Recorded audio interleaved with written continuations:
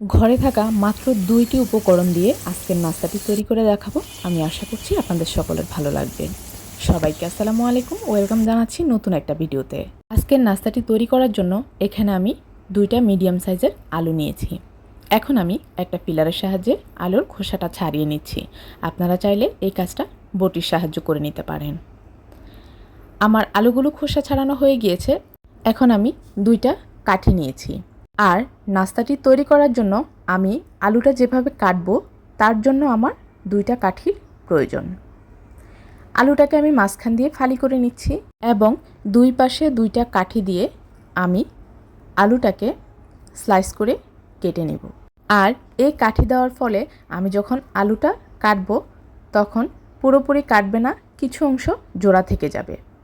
ঠিক একইভাবে করে আমি সবগুলো আলু কেটে নিব। খুব অল্প সময় এবং খুব অল্প উপকরণ দিয়েই আজকের নাস্তাটি আমি তৈরি করে দেখাচ্ছি।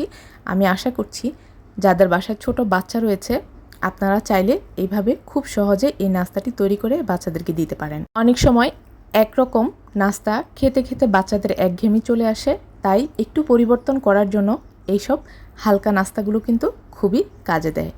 এখন আমি কিছুটা লবণ দিয়ে ভালোভাবে আলুটাকে মাখিয়ে নিব আর রেস্টে রেখে দিব 10 থেকে 15 মিনিটের জন্য। তাতে করে আলুটা ভাজার সময় ভাঙবে না। 15 মিনিট পর আলু থেকে পানি বেরিয়ে সম্পূর্ণ লবণ পানি হয়ে গিয়েছে। এখন আমি আলুগুলোকে ভালোভাবে ধুয়ে নিয়েছি আর 2 হাতের সাহায্যে চিপে সম্পূর্ণ পানি ছাড়িয়ে নিয়েছি।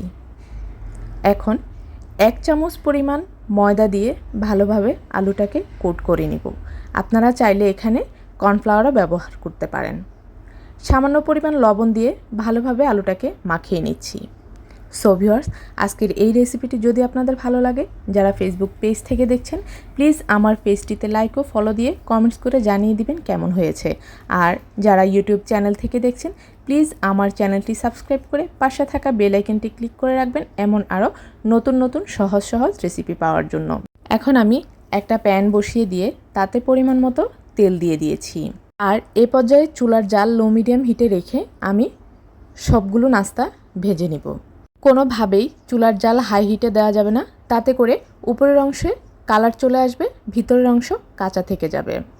একটু ধৈর্য সহকারে নাস্তাগুলো ভেজে নিলে আপনারা নিজেই বুঝতে পারবেন কতটা মজাদার এবং কতটা ক্রিস্পি হয়। আজকের ভিডিওটি যদি আপনাদের ভালো লাগে, কে কোথা থেকে দেখছেন অবশ্যই কমেন্টস করে জানাতে ভুলবেন না। আমি এপিট ওপিট করে ভালোভাবে নাস্তাগুলোকে বাদামি কালার করে ভেজে নেব। আপনারা দেখতেই পাচ্ছেন অনেক সুন্দর একটা কালার এসেছে। এইভাবে নাস্তাগুলো ভেজে নিলে আপনাদের বাসায় বাচ্চারা খেতে খুবই পছন্দ করবে। তাছাড়া সন্ধ্যার নাস্তা হিসেবে এই নাস্তাটি পারফেক্ট একটা নাস্তা হতে পারে। সো ভিউয়ার্স, আজ এই পর্যন্তই। সবাই ভালো থাকবেন, সুস্থ থাকবেন। ফিরে আসবেন নতুন কোনো ভিডিও নিয়ে। আল্লাহ হাফেজ।